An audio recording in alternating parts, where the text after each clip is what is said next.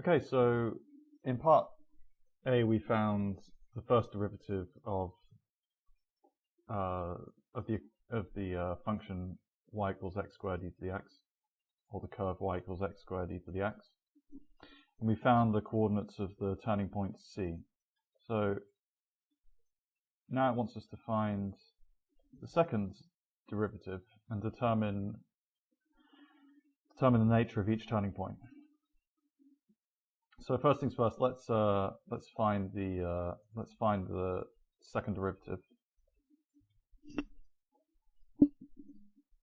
So the first derivative was dy by dx equals e to the x times x squared plus 2x.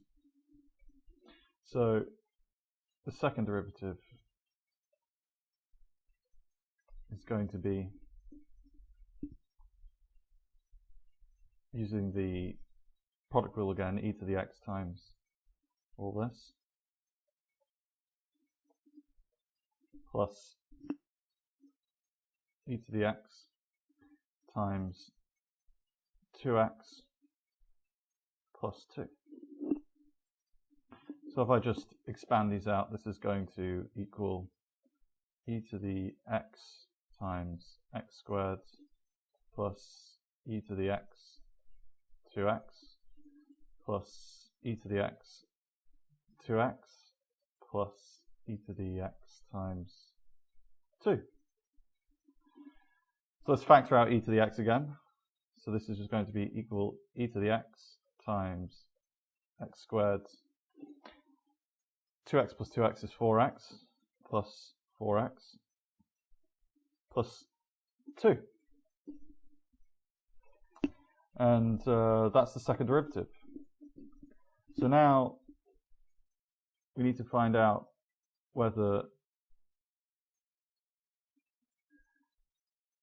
these 2 points are local maxima or local minima.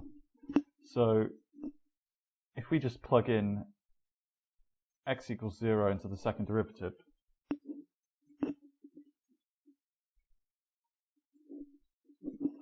we're going to have e to the 0. Anything to the 0 is 1, so that's just 1, times 0 squared plus 4 times 0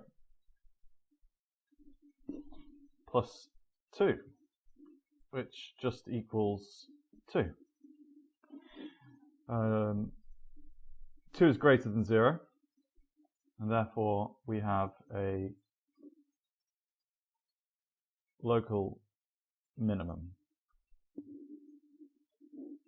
And if we do the same thing with x equals negative 2, we have e to the negative 2 times negative 2 squared plus 4 times negative 2 plus 2. Negative 2 squared is 4, so this is just 4 minus 8 plus 2, which gives us negative 2. So this equals negative 2 e to the negative 2. And if you plug that into your calculator, you're going to get a value of negative 0.27,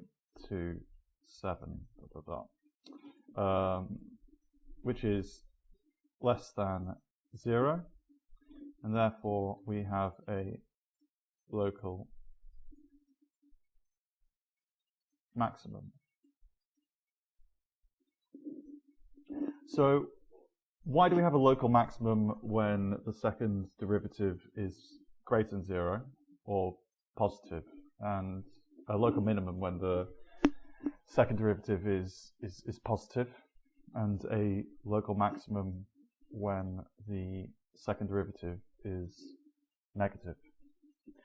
Well, let's just take the example of the second derivative being positive. So what's going to be happening here is we have a minimum here, and the first derivative is going to be 0.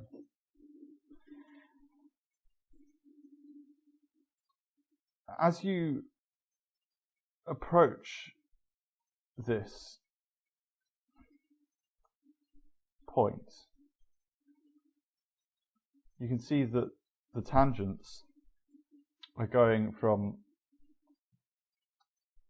increasingly negative to more and more positive. So in other words, the derivative of the derivative is increasing. The gradient of the gradient is getting more and more positive. And so if you have a positive second derivative,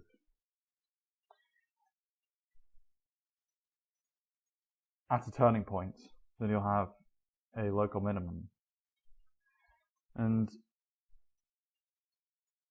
the opposite is true for a local maximum.